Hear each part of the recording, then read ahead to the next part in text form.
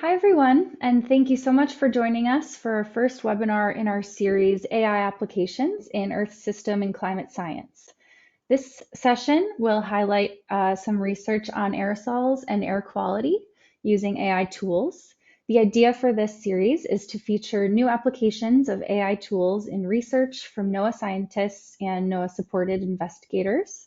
The series will be a way to share ideas and connect with others in the field. So to get right to it, to kick us off with a few words, first I'd like to introduce Anna Rita Mariotti, the NOAA Climate Program Office's Principal Science Advisor. Thank you, Clara, and thank you for organizing this series. I want to start by thanking our partners here, Rob Redmond from the NOAA Center for Artificial Intelligence, who's going to talk in a minute. We're very excited to partner with them on this series. And the Climate Program Office, the NOAA Climate Program Office, has already significant projects exploring the use of AI as a tool for research, whether it's modeling or looking at processes or analyzing data. We have already significant work, and so this series will be an opportunity to showcase these projects that are involving NOAA laboratories or our laboratories, as well as external community PIs, really highlighting the importance of the partnership with the external community on this topic. And so I really look forward to the series. I look forward to all the talks. I really appreciate all the speakers today and in the future webinars that we're going to have. And thank you to all. So back to you, Clara. Thank you.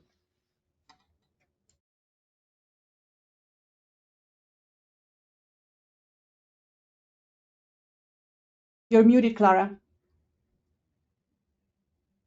Thank you. Sorry about that. So next I'll introduce Rob Redmond to say a few words, the NOAA Center for AI Director. Take it away, Rob.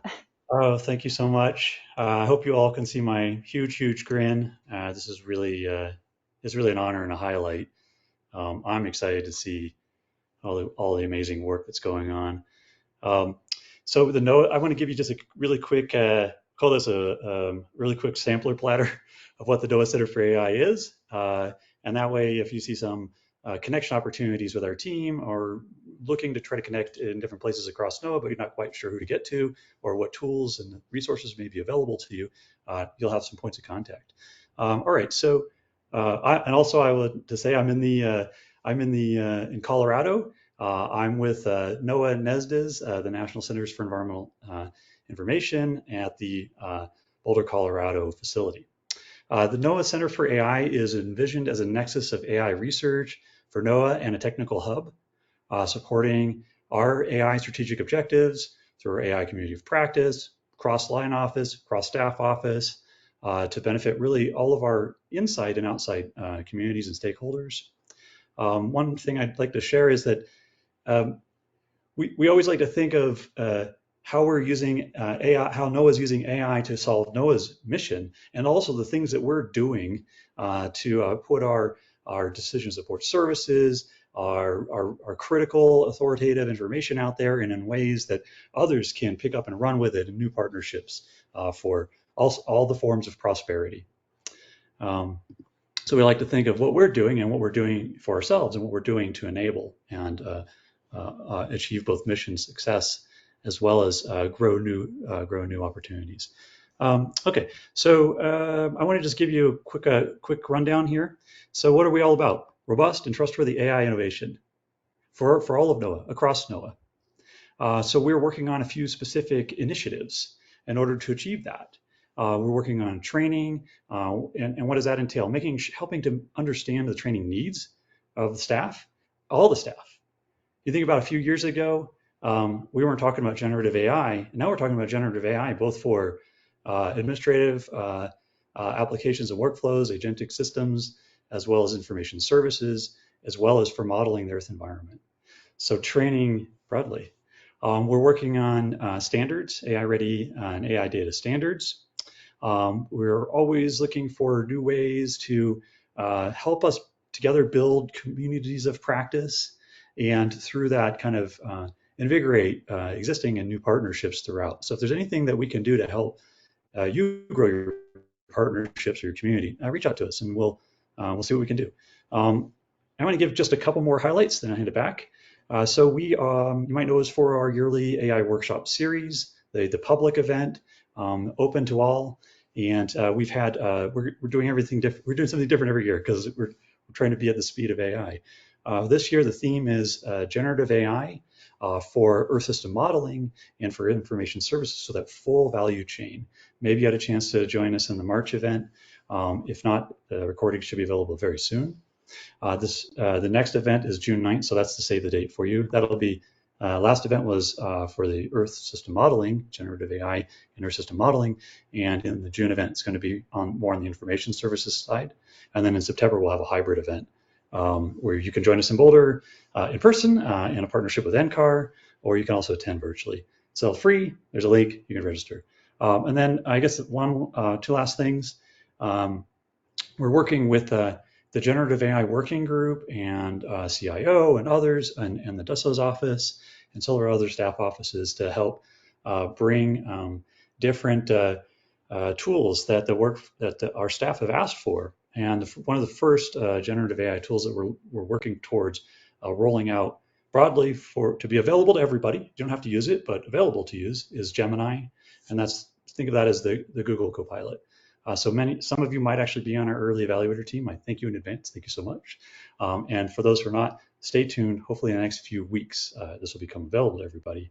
And then finally on the bottom of this slide, and we can make these slides available to everybody, are a few ways to connect with us. So externally, if you want to send our external connections to your colleagues outside of NOAA, there's a couple of links there. And internally, there's a couple of links there. So again, it's a real honor. Really thank you. This is a highlight for me, and I'm really excited to be here in Humboldt too. Thank you. Excellent. Thank you so much, Rob. We'll move right along to our first presenter. This is Jianhao Zhang, a research scientist in cloud, aerosol, and climate at NOAA's Chemical Sciences Laboratory. He'll be sharing information on his recent publication on radiative forcing impacts from shipping fuel regulations. So without further ado, go ahead, Jianhao, and thanks for presenting today. Thank you, Clara, for the nice introduction. So, hi everyone, I'm Jianhao. So I'll start with this very kind of intriguing title. Hope you get a chance to read it. So how to measure the shades of clouds that are no longer there. This was created by Theo Stein, the comms team, who wrote a really nice article, NOAA research article about our paper. So what I'm going to tell you about today is really how did we use AI try to assess the global impact of this shipping fuel regulation that was implemented in 2020. So hopefully after presentation, you'll get to connect the two titles. So I would like to acknowledge my co-authors, Yao Sheng, Ed, Tak, and Graham for their contribution to this work. So I'll start mentioning that ship emissions, what does it do to our health? And there's the emission emit pollutants that are really associated with premature deaths from asthma, lung cancer, and also other associated diseases. And so studies has found that cleanup efforts, especially over coastal regions and near the large port communities, can really help reduce those mortality and mobility substantially, especially this IMO 2020 regulation. But on the other side, ship emission, they emit aerosol particles, which also affect our planet. Here's a modality a density plot that shows really the most of the health impact is near the large ports and the communities. So to understand how does ship emission affect our planet, here's the IPCC report, and you can see the shipping sector actually consists of about 1/8 of total SO2 emission by all sectors, and this contributes a net cooling effects to our planet. And this is only part of the large aerosol forcing of our planet we experience, as you can see by this figure on the right. So we know aerosol forcing has been cooling our planet. through aerosol cloud interactions and aerosol radiation interactions. So why does it cool our planets? I'm going to explain quickly. So first, aerosol radiation is very simple. The small particles, aerosol particles, reflect sunlight directly, cools our planet, and also they help modulate the clouds in the skies, and also exert a cooling effects. So to tell you a little bit more about this cooling effects through clouds, there's two very known effects, which is the first one is the Toomey effects. When you emit sulfide particles in particular, they're very good cloud condensation nuclei. So when you emit them, they kind of bring them to the base of the clouds, and they serve as cloud nuclei for the water to condense on. But they're at the same time competing for the same amount of water in the cloud. So eventually you get more droplets, but smaller, more droplets. So this leads to more water surface to reflect the sunlight. At the same time, with smaller droplets, you are also making the cloud harder to form rain or precipitation by collision coalescence. So essentially, more aerosol kind of suppress the rain process and make the cloud linger longer in the sky to reflect more sunlight. This is called Albrecht effect. So a perfect evidence of this is the ship tracks we see from satellites images that on a daily basis, you can see lots of this linear bright clouds trailing ocean-going ship. So it's a perfect example of aerosol cloud interactions in nature. So, and scientists have used machine learning before to try to estimate the large-scale impact of ship tracks. So here's a climatology of the ship tracks, and you see on the light green color indicates the sulfate emission, and the ship track density is indicated by the red spots. And you can really see the hot spots are the Northeast Pacific and Southeast Pacific and Southeast Atlantic stratocumulus stacks. So these are where the semi-permanent stratocumulus clouds is. So, and then the 2020 fuel regulation came, which reduced about 80% of global 80% of the sulfur emission from global international shipping traffic. So this leads to a similar magnitude of reduction in sulfate aerosol production by the ships. So now the question is really we want to answer is how much radiative forcing does this event produce and contributed to the recent warming that we experienced in 2023 and 2024. Does this 80% reduction in sulfate aerosol translate directly to a similar amount of reduction in aerosol forcing? This only if aerosol cloud interactions are linear, which is not the case. And this is one example showing you that aerosol cloud interactions actually are very highly nonlinear. And you can see a paper published recently that show you get 80% reduction in sulfate, but only very much reduced reduction in the density of detected ship tracks. So this does speak to the nonlinearity in aerosol cloud interactions. And on top of that, we have cloud that responds to meteorological conditions to the first order. So this really complicates things even further. So as you can see from this satellite image, just across a few hundred kilometers, you see ship tracks forming and then clear sky. So this is a clear indication that meteorological conditions is really controlling the clouds we see.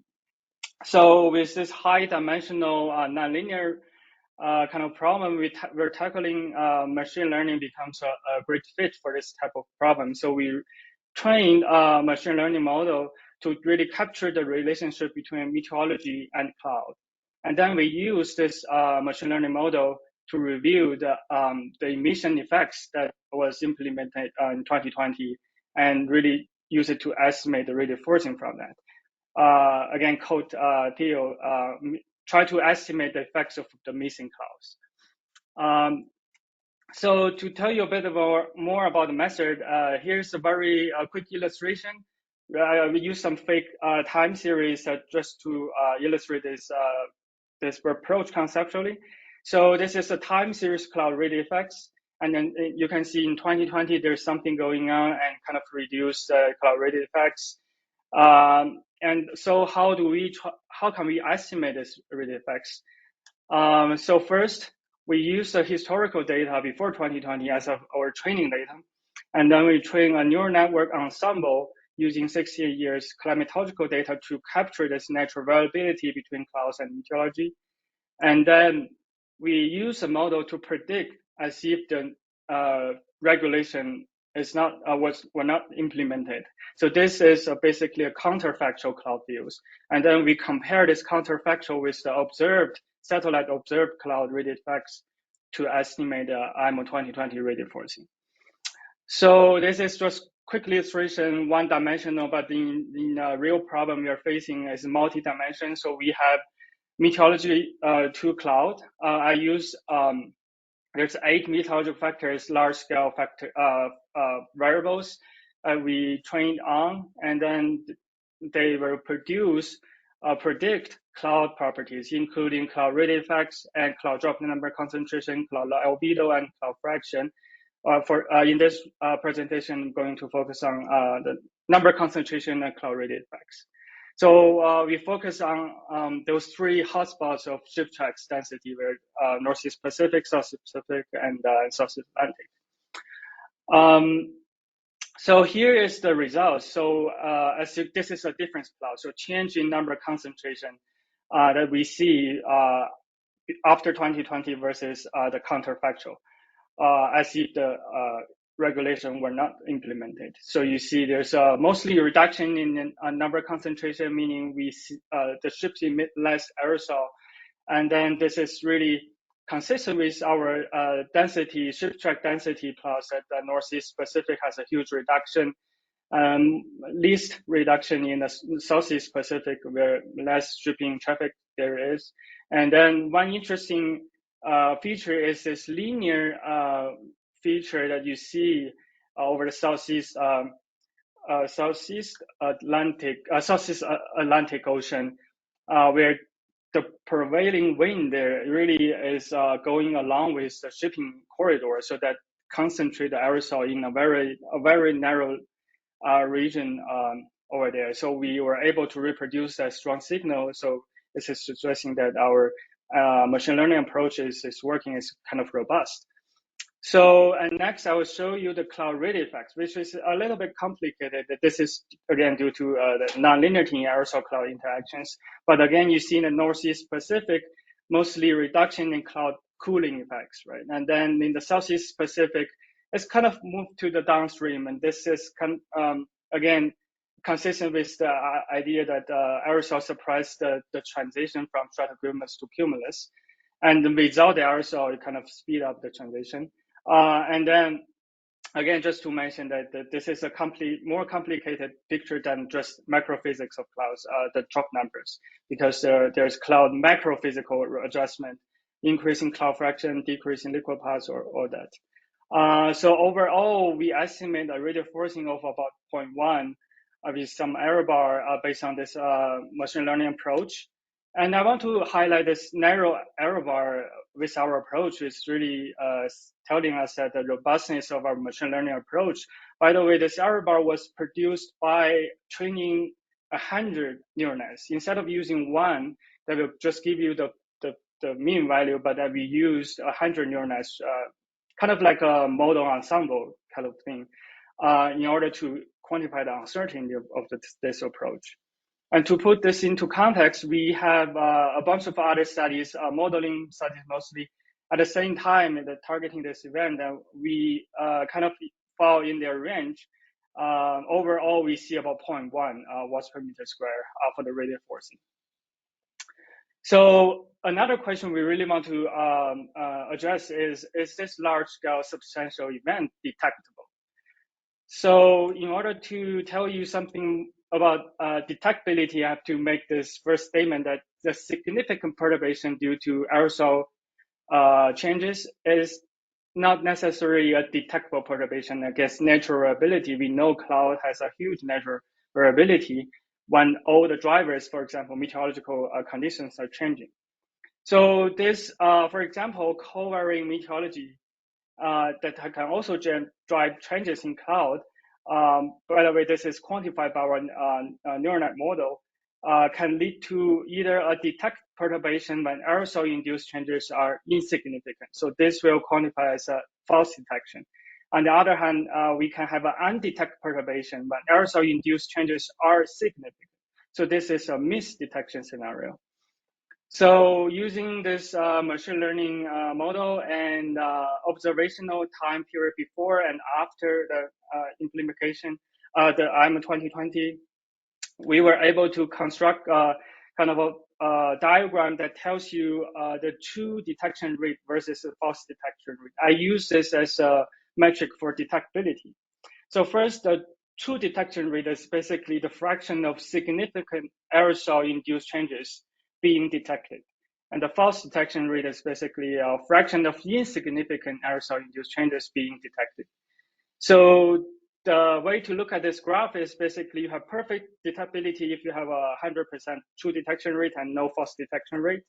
And then in general, the detectability increase in this diagonal way. And this middle line kind of represent a random guess, the detectability of just random guessing. So here's our results on this kind of diagram. And if you look at the macrophysical changes, the number concentration, which shows kind of in the upper left-hand side of this plot, meaning they have a higher detectability. And the color here indicates each stratocumulus regions. But if you look at the cloud rate effects, which is really what we are targeting, the cloud cooling effects, which basically remain below this random guess line. And this is suggesting that we generally have a low detectability in terms of cloud rate effects for this IMO 2020 events. And this is interesting point here is that the different shades of colors indicates how long I look back into our historical periods to compare. And it does show a general increase in true detection rate, but at the same time, you're increasing a false detection rate. So to conclude, this is not increasing the detectability of this event. So to summarize quickly, so we use a machine learning approach, trying to capture the calamitological relationship between meteorology and the cloud, and use that to estimate annual mean warming radial forcing of about 0.1 per watts per meter square due to this event. And we generally find low detectability for cloud rate effects, and this detectability is higher for cloud macrophysics. Another thing to note is regionally, there's higher detectability for the Southeast Atlantic region.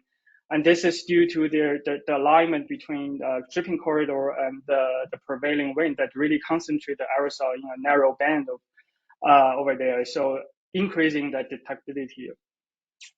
And there's kind of two implications of this research. The first one is that as we do more cleanup efforts, we reduce aerosol emissions, we kind of unmask a little bit the greenhouse warming effects.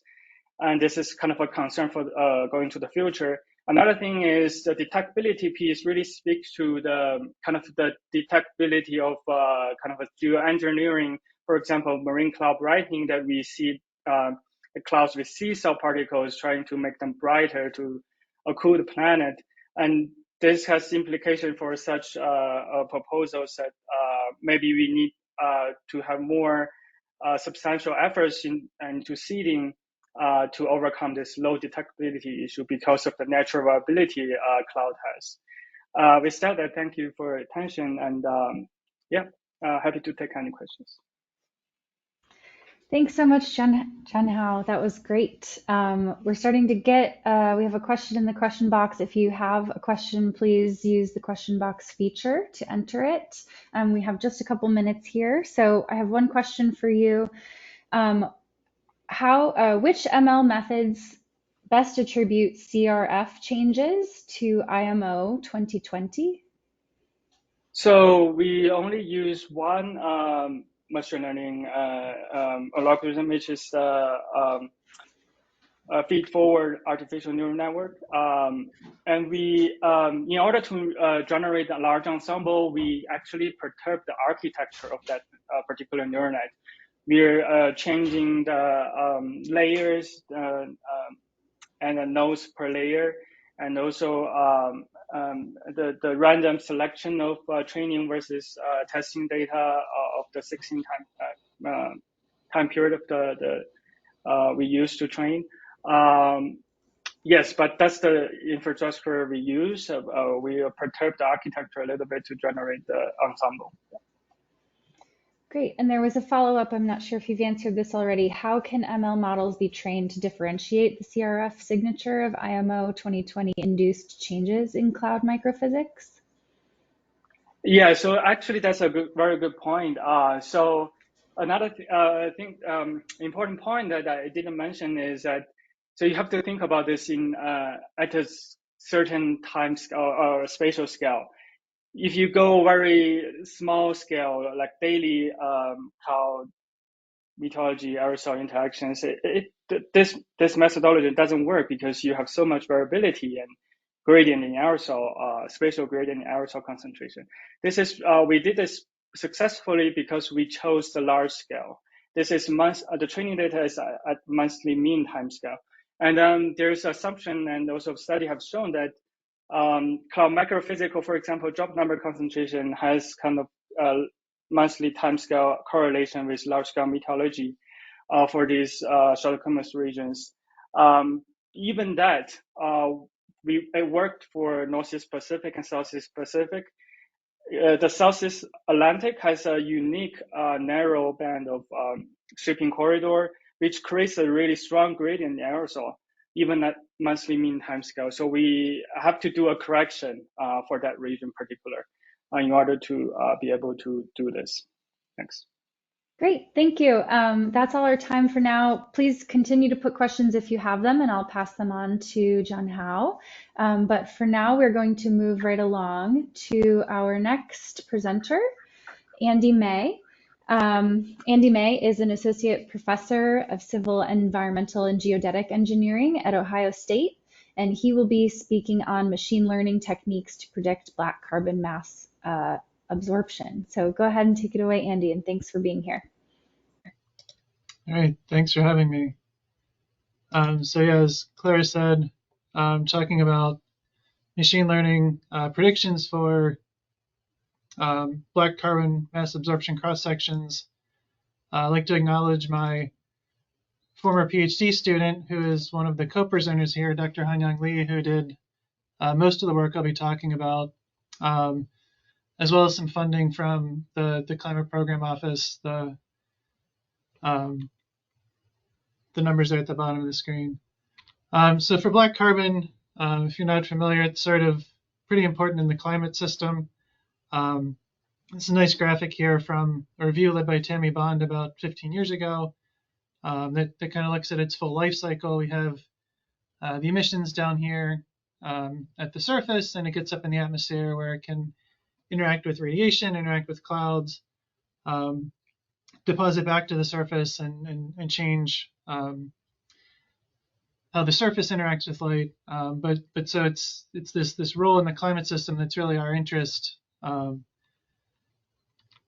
way that we try and predict these impacts is in large-scale Earth system models, but we're typically predicting mass concentrations. And so here on the left is just a collection from this Aerocom modeling or comparison study where they're predicting black carbon mass concentrations globally. And so the specifics of any of the individual models aren't really the focus of this point I'm making, but we can see that the models are all kind of different. The challenge is that when we evaluate models like this, we're often using absorption data. So it's the quantity of light that's being absorbed by these absorbing black carbon particles. And so just a graphic here from GMD that has some ground-based sites where we're observing these aerosol light absorption. There are other techniques we could use like satellite remote sensing or ground-based remote sensing as well, but it's still an absorption measurement, not a mass measurement. And so really what we're interested in is this relationship between the black carbon mass concentration and the black carbon light absorption. And so it's fairly simple when presented this way. So again, the mass absorption cross-section of black carbon is what we're really interested in.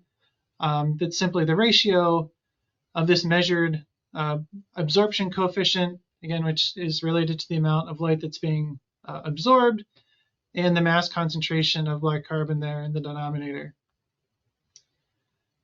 And so the different ways that we could go about calculating this. But one challenge is that with theoretical formulations, they're really specific to the assumptions we're making, which are related to like the shape and mixing state of the black carbon particles. And so this graphic here on the left just kind of represents some different shapes that we may expect to see black carbon exist in the atmosphere. And so this number 1 here, this sort of very fresh soot representation, it's very fractal in nature. As it becomes processed in the atmosphere, we may see some of these more compact shapes, as like in number 2 and number 3. But then numbers 4 through 11 here are just representing different mixtures of black carbon with other things in the atmosphere. And so we can see that these representations can vary drastically just depending on how the black carbon is interacting with those other materials. And so in terms of the theoretical formulations, again, it depends on, these equations depend on what's happening in terms of how the black carbon looks. And so we could use something like me theory, where we're assuming that the black carbon is spherical. So something like number 2, maybe we could represent using me theory. Something like number 7, we could use a different formulation of me theory where we're representing it using this coating material. The grayish material is a coating, and we have the black carbon core in the center. But again, we need this spherical shape basically for that theory to work well. We could also use something like Rayleigh-Debye-Ganz theory for fractal aggregates, this number 1 up in the top. And there are others that we could use, like the discrete dipole approximation or the T-matrix method. But again, we need to know information about the particles themselves if we're going to apply these. And so namely, we need to know stuff about like the size of the particles. That's the dP is the particle diameter. We need to know something about the refractive index, this n plus I times k. So these are complex refractive indices. We also need to use the wavelength of light that we're interested in calculating this mass absorption cross-section for. And so in terms of that complex refractive index, there's generally convergence on the value at 550. So just comparing a bit older study from Bond and Bergstrom to a more recent study by Moteki et al. We see that this value of the complex refractive index is around 2 minus 1 times I. And so that's good. We have one of those values that's pretty well known. But to use this value correctly, we still need to know which theory is appropriate.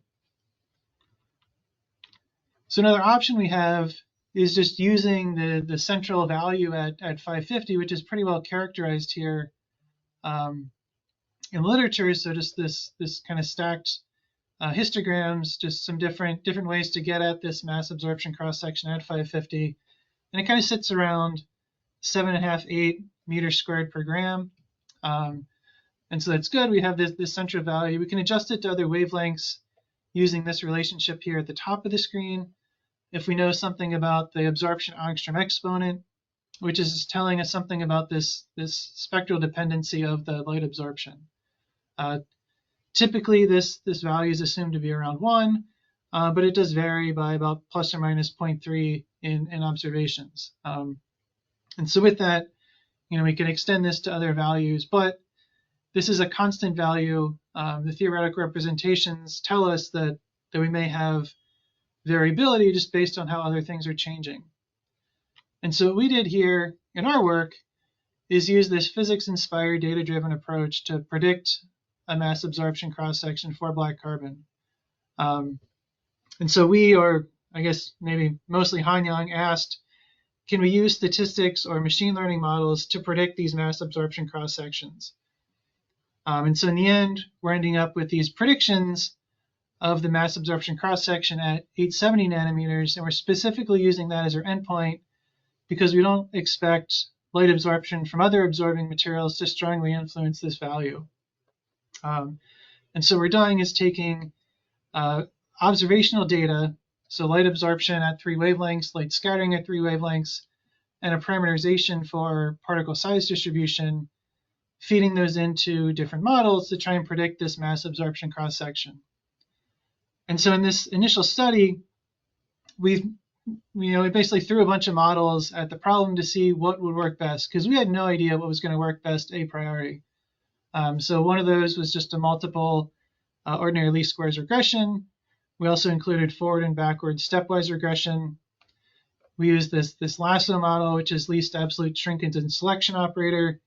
We had support vector machine for regression, artificial neural network, and a one-dimensional convolutional neural network. And again, really just trying to explore this modeling space to try and understand what may best work for us. And so a little bit about why we chose those inputs. So if we're thinking about like one theoretical representation, me theory, we have this dependency on the size of the particles. We have this dependency on the refractive index.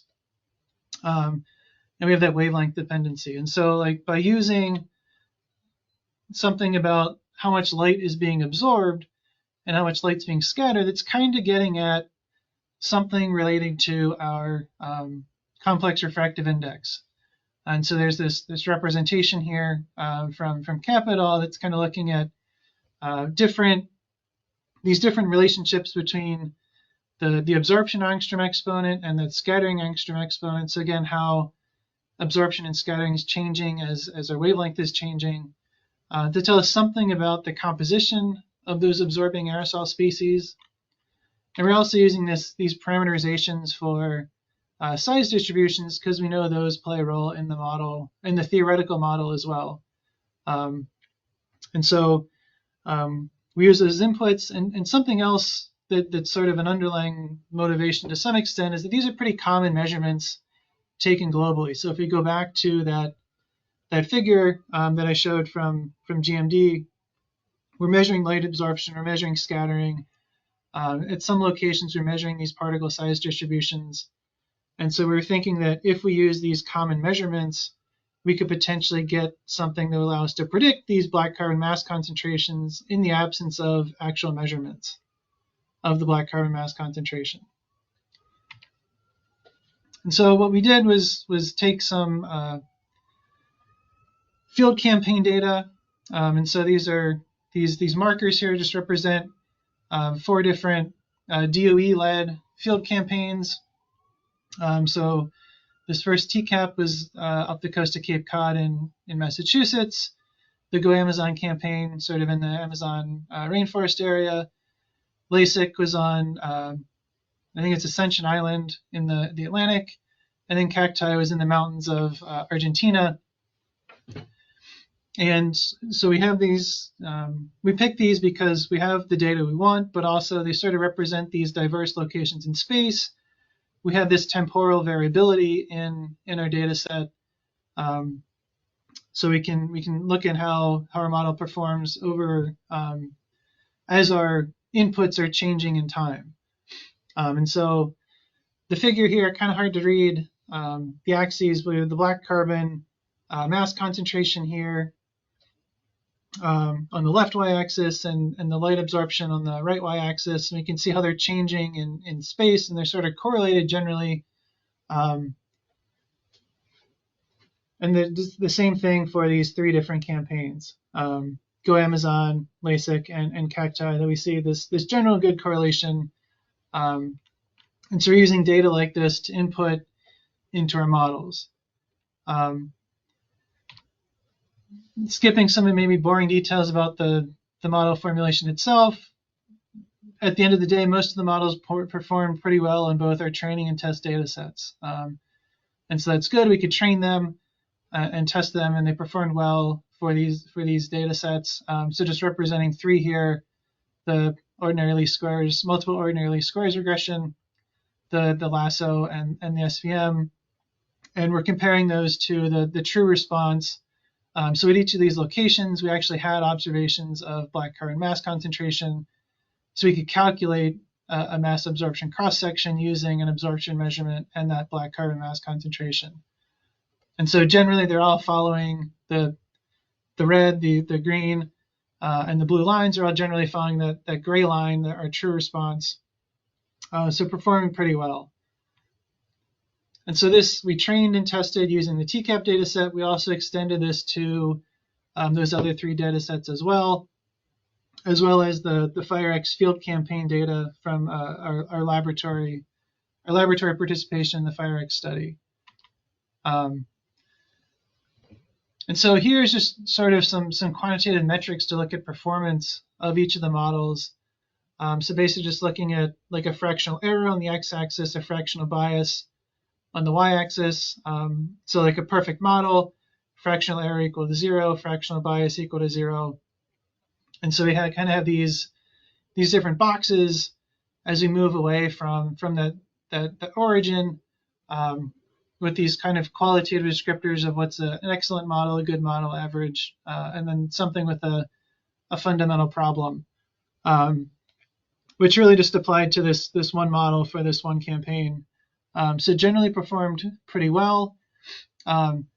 Something I'm going to point out is if we use just a constant value of mass absorption cross-section, those are these 4 dots here in kind of this maroonish color.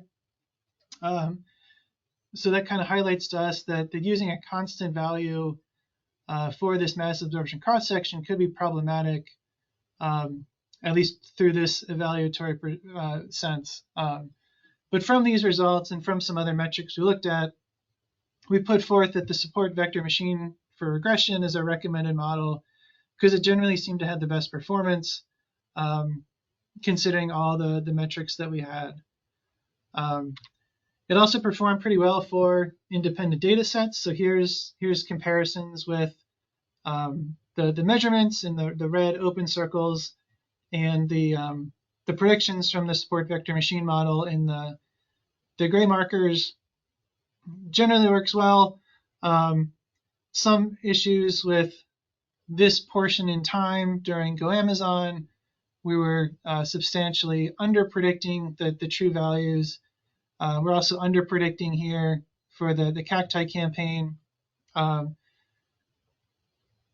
again, something we can see is that these observationally derived values are changing over time.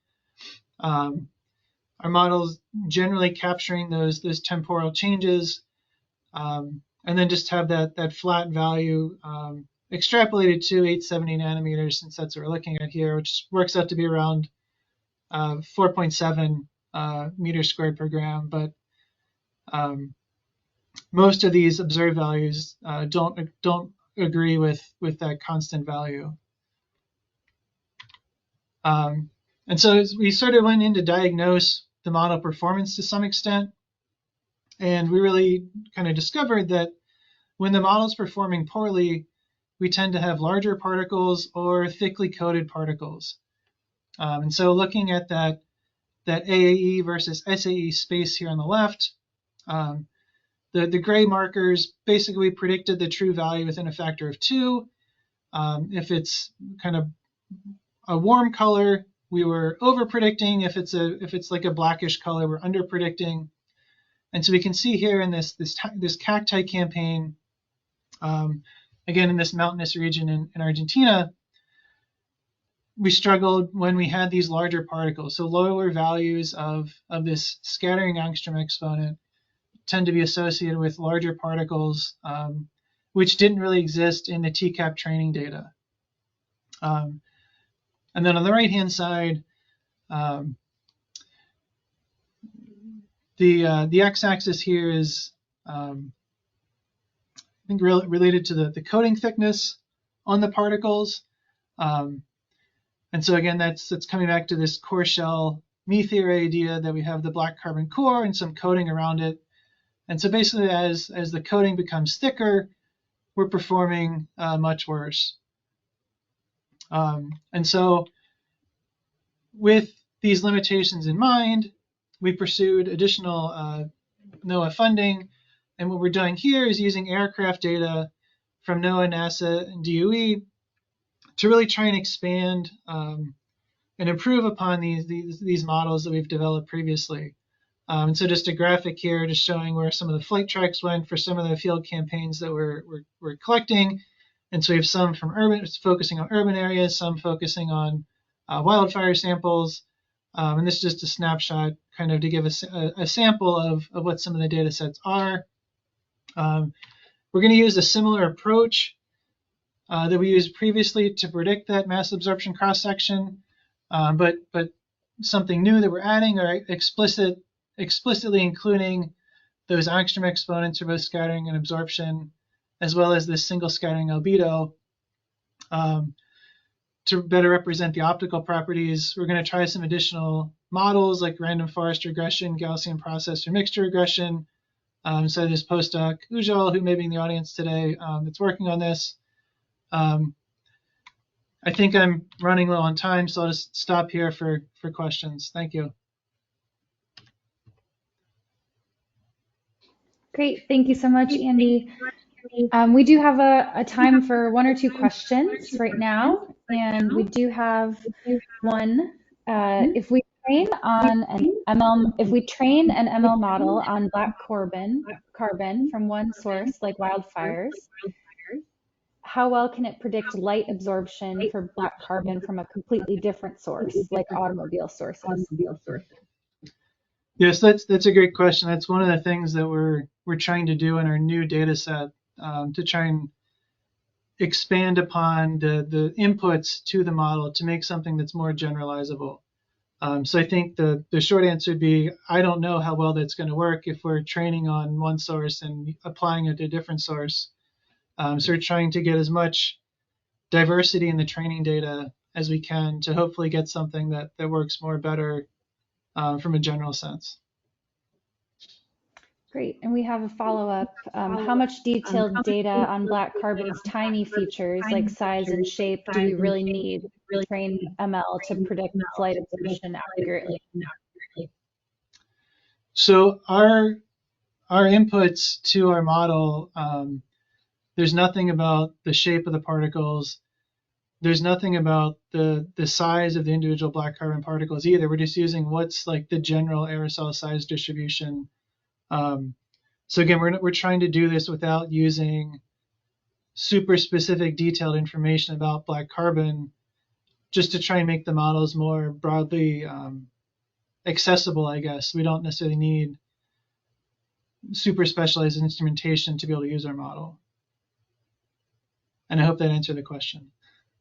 Great, thank you. For time's sake, I think we need to move on now. So our next presenter will be Hanyang Lee, assistant professor at San Diego State University in the Department of Civil Construction and Environmental Engineering. Hanyang will be sharing her work on using machine learning to study airborne particulate metals. So thanks for being here, Hanyang. We're excited to hear. Yeah, thank you. Thank you for the introduction. Just as Andy mentioned in his talk, I have worked on the use of machine learning to study black carbon during my PhD at Ohio State. But after graduating in 2020, I have shifted my research focus to airborne particulate metals, or metal particles in air, but still within the domain of Earth and climate science. I'm going to use the next 10 minutes to briefly talk about my current research, which is about the application of machine learning to improve the quantification of these metal particles. First, to me, machine learning is adaptive tool. So we can adapt it to different research topics, just like a vessel with this. We can grip a wrench, we can use it to grip a hammer or even a banana. My current research is funded by California Aerosols Board, and it is collaborated with Dr. Tony Wexler from UC Davis, who's also my postdoc advisor. And also, I would like to acknowledge my outstanding student at SDSU. especially Isan Goftari, my PhD student, who has spent a lot of time to make our instruments more user-friendly and more advanced. This research is about metal particles. Why do we want to measure or monitor these metal particles? A major reason is because these metal particles are harmful to human health. For example, they can cause cancer or result in some cardiovascular or respiratory problems. As a result, US EPA has regulated some of them as HIPs or air toxics. And these metal particles in the air usually have very low concentration. Typically they have 2 to 3 orders of magnitude less than the total PM, and as a result, they are very hard to detect. And the current instruments that we use to measure them are very expensive and time-consuming.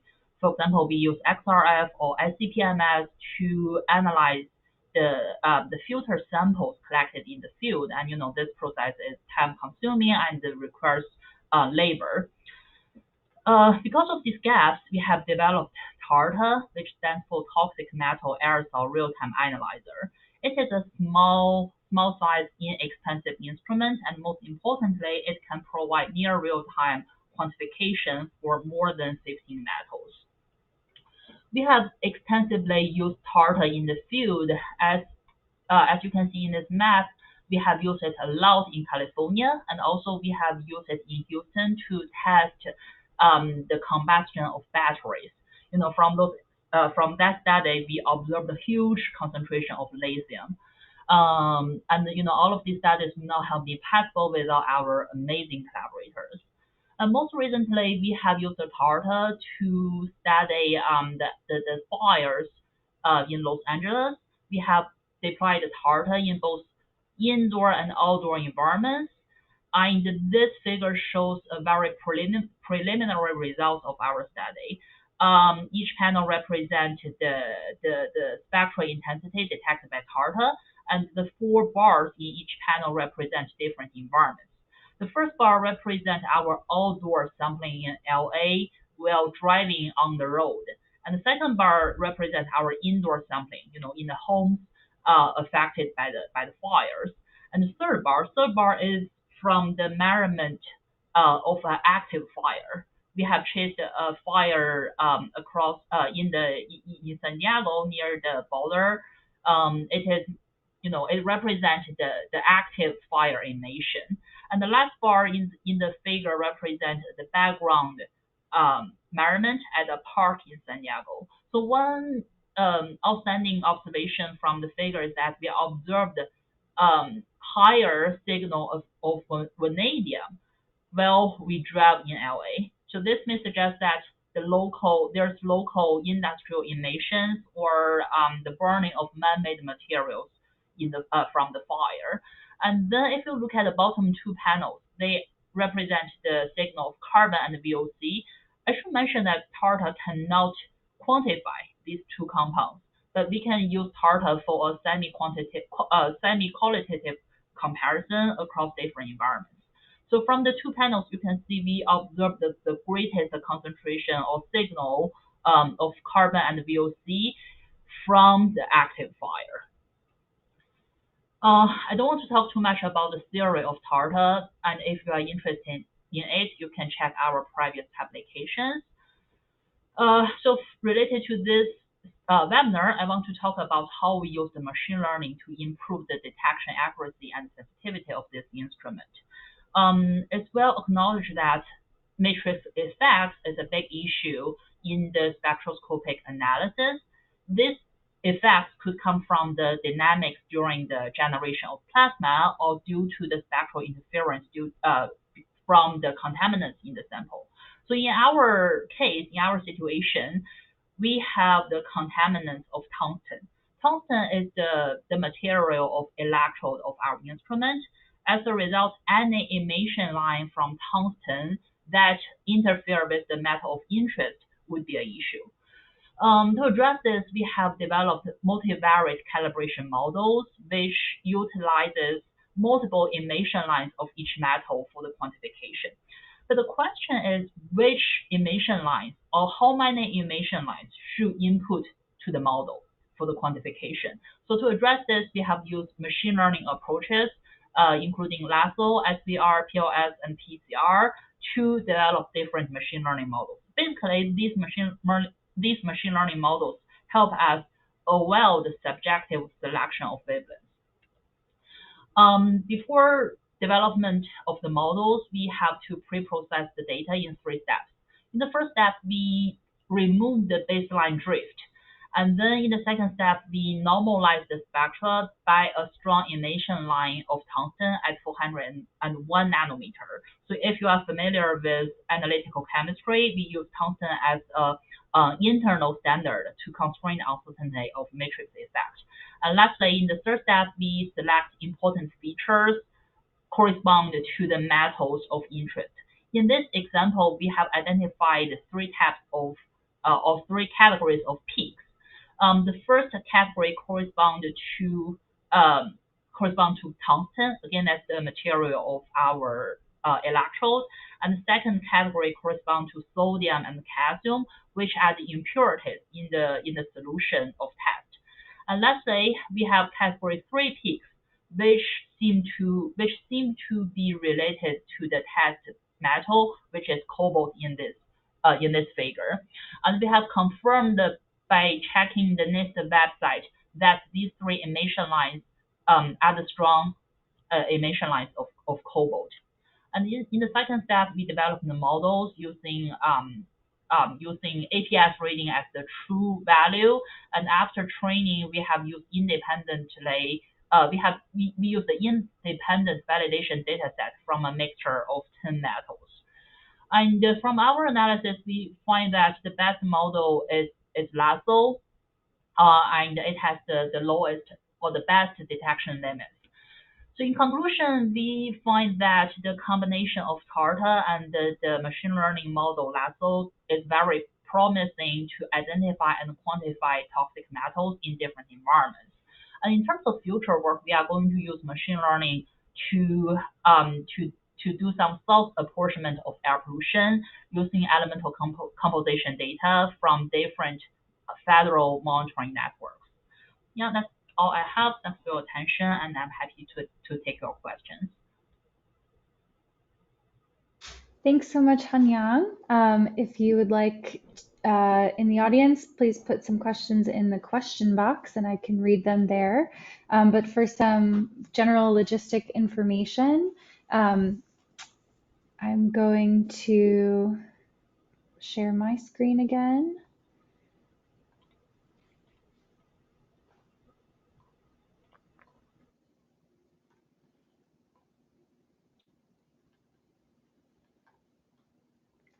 Great. So for any future webinars, we have 2 planned and on the books already.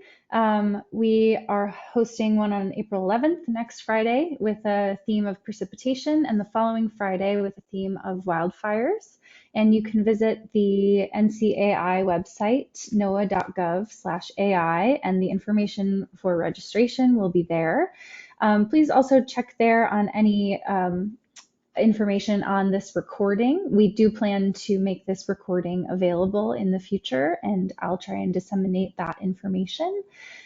Just waiting another minute to see if any questions come through, but I'm not seeing any. So I'd like to thank you all for joining us today for the kickoff of this webinar series, and we're very excited to keep this going.